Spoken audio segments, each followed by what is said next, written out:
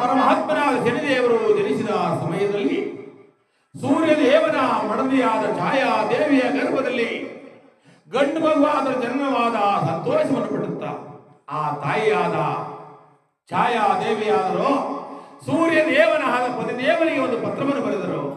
ಏನೆಂಬುದಾಗಿ ಪತ್ರವನ್ನು ಬರೆದರು?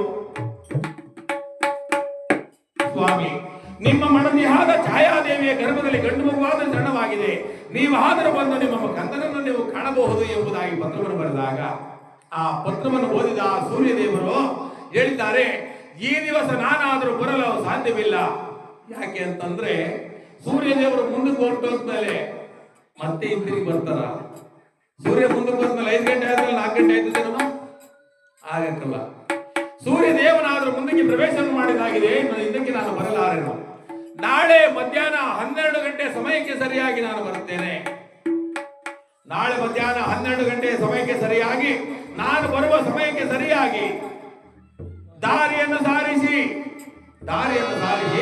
ಹಗ್ಗದಲ್ಲಿ ತಂದು ಹಾಸಿಗೆಯನ್ನು ಮಾಡಿ ಜನಿಸಿರುವ ಕನ್ನಡಾದ ಶನಿದೇವರನ್ನು ತಂದು ಮಲಗಿಸಿ ಎಂಬುದಾಗಿ ಹೇಳಿದಾಗ ನಾಳೆ ಮಧ್ಯಾಹ್ನ 12 ಗಂಟೆಗೆ ಸರಿಯಾಗಿ ದಾರಿಯನ್ನು ಶೃಂಗಾರ ಮಾಡಿದರು.